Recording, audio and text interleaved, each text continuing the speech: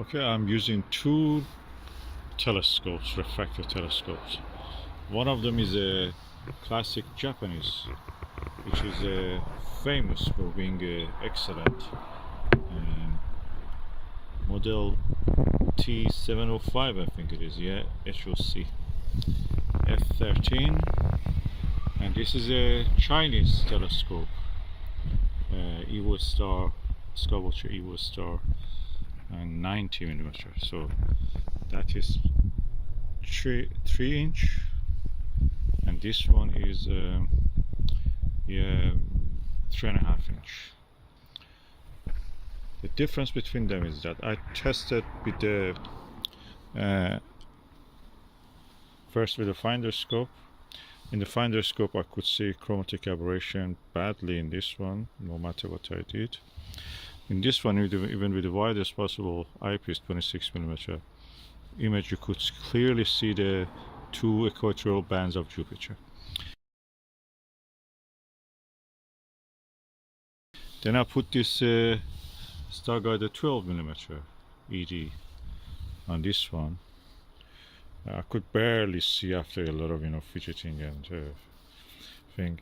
Barely could see two equatorial belts. The contrast was not good. The lens of this, of course, is not blackened the edge of it. Maybe one of the reasons. Another thing is that I removed the eye lens of the objective lens of this and actually cleaned it. It was dirty. So maybe I didn't put the spacers correctly. That's another possible scenario. Or is it just like that? With this one, 12mm Starguider, pure image quality.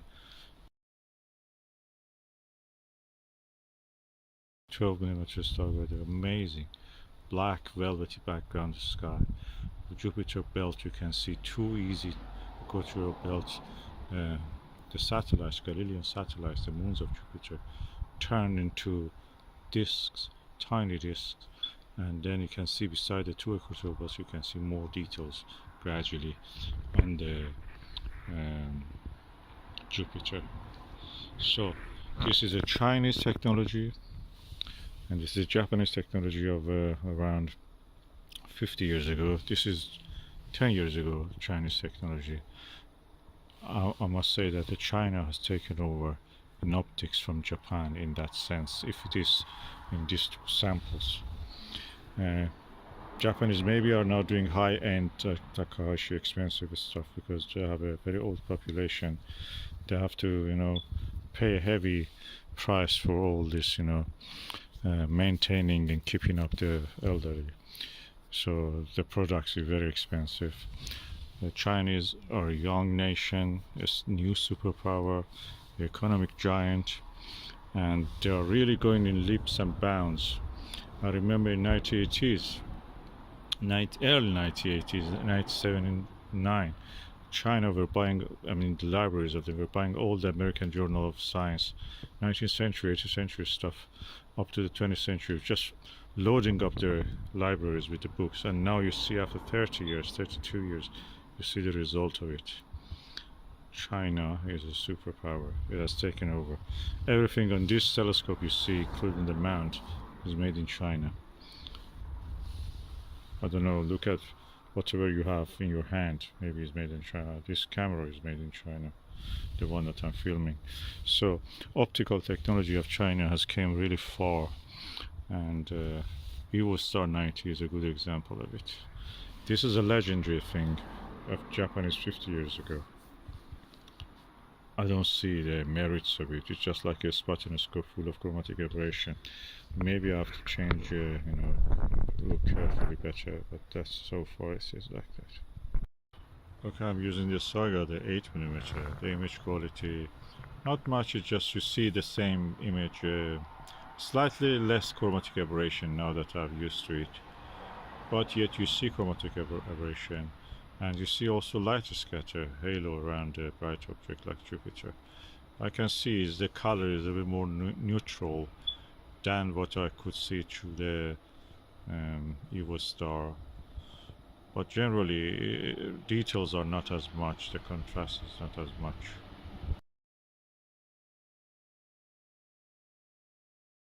Now I'm using BST Starguider 8mm and the Evostar 90. Image quality is stunning. Two main equal belts. I can see some blue coloring, wisping.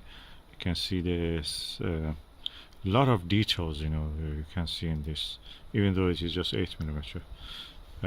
This, in my opinion, the image quality is better than that with this eyepieces I'm using with my eye in this weather condition. So in this seeing and everything, that is just ruling out. And yeah, this is a really lovely telescope.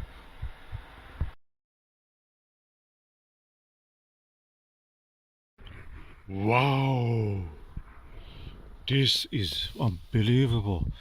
This is the Prinz optic model 660, and the aperture is 76.2, focal length is 1250. Image is color free, no chromatic aberration. The details are amazing.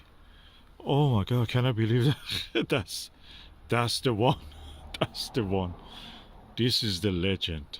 This is the best. I'm using the 8mm Starguider. Oh, my jaw dropped. That's amazing. Jaw dropping image. I could see with the 26mm Celestron Plössl, lots of details on the Jupiter. And when I changed to this, the image popped. It looked like you're looking with the Nirvana 4mm on the Evostar, but much more clear without chromatic aberration or anything, just big, the size of a big image. I cannot believe this. This is the one. This is the telescope. It's f17. No false color. Let me just go for 5mm just to see what goes to happen. SLV, Vixen SLV.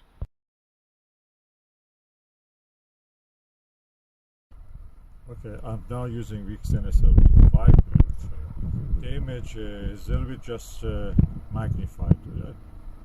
It's nice, it's not bad, don't take me wrong. But you don't see any more detail than what you could see. It's like, I mentioned that previously, that 12mm was like a 4mm Nirvana. Actually, that was like 7mm Nirvana. And this one looks like a 4mm Nirvana on the Evostar.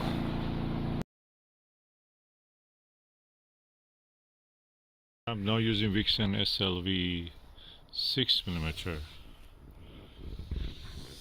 There is a 6 written, 6, and the image is the lowest you can see. Actually, is good details on it. I think the 8mm or 7mm probably is optimal. Let me use the Takashi 7.5 LE on this. Okay, Takashi LE 7.5mm. I wonder if I prefer this over the 8mm or 8mm Starguider over this. Let me just immediately change to that.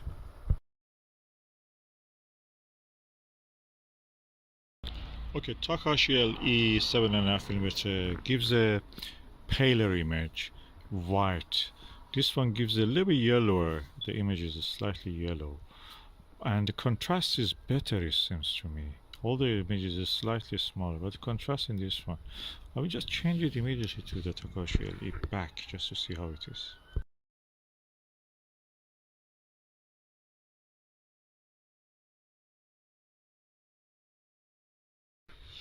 Okay, now I'm looking back with the Takashi again on this vintage telescope.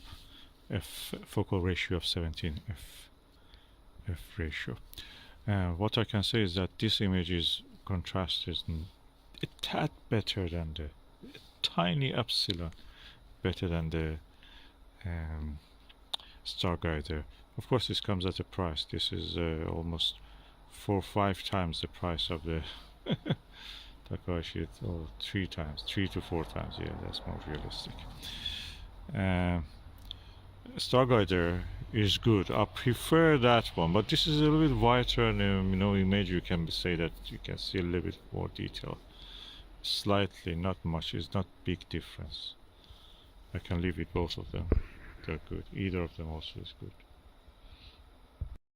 Now my judgment about this telescope. If you want to have a cheap telescope with achromatic qualities, a classic telescope, vintage telescope, will deliver that for you. 6 or 7, 6 centimeter or 7 centimeter or 2 inch, 2.5 inch to 3 inch will be good for you if you want to observe things like stars, double stars, or planets or moon. That's perfect for you. You will have a cheap telescope with the qualities of a achromatic telescope, which may cost you 10-20 times more. So if you see something like this, that is good. The coating probably doesn't exist at all with this, and the dew shield is not very extended. I mean, the coating technology was not that much developed. These coating technologies come since the Soviet bloc collapsed, and all the technology of them from the East Germany and Russia was transferred to the West, and we have now all this coating since the 1980s. Wonderful things that they discovered, and now we use them in our products. So if you want an achromatic quality in a cheap package, this kind of telescopes, vintage telescopes, including this one, are excellent for that. And also the light, they're small, relatively, this is long of course. For observing Jupiter, they're perfect, and Saturn of course. And yeah, 8mm Starguider will take you anywhere you want, and it's really nice for planetary observation and moon. The Takahashi, of course, you have to have, you can afford it, that's good also.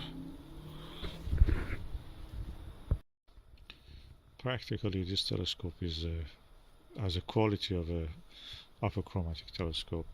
Is a achromat, is like probably we should call it Fraunhofer telescope, achromat with color-free, aberration-free qualities. Oh, it's ridiculously beautiful image with this Takahashi or with this Starguider. This telescope is amazing. It's such a tiny 3-inch and it gives all that.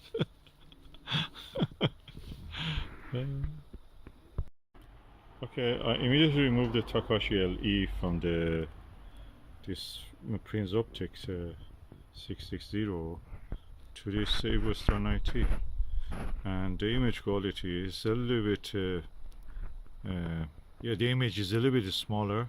Of course, magnification is smaller because it has a lower f number. At the same time, the details I can see are equal. On this one, Takahashi gives a slightly yellower image. And with this, there was no chromatic aberration visible at all. With this, I'm not sure I see any chromatic aberration. Probably I see it, but I cannot recognize it. No, details, contrast, everything is equal. And this one, of course, has an image scatter because there is no coating on optics.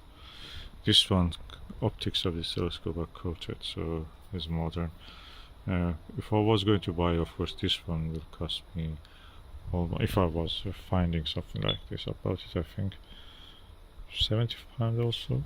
That's something 210 or something like that if you buy it new. I didn't buy that price, I bought second hand.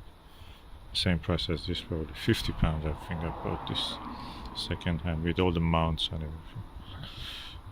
So yeah, this one gives you a chromatic quality. This one is a little bit color, but the image is as contrasty or even more contrasty than this. So which one I will get? You may not get this one, it's very difficult to find it. This one is widely available. I will go for this. This one is exotic. And another point is that with the Evostar I don't see any halo, ghost images or anything. With this I see halo around the bright objects, although when you get your eye get used to it you will not notice it. But with this, right away, zap, no halo, no ghosting, nothing. Black, dark background, beautiful disc of the Jupiter, amazing. After I packed up and came indoors and I was thinking about what I saw with this Prinz Optic 660, the best thing I can compare it is with the Skywatcher Maxotov 150p 6-inch Maxotov. That reminds me of that.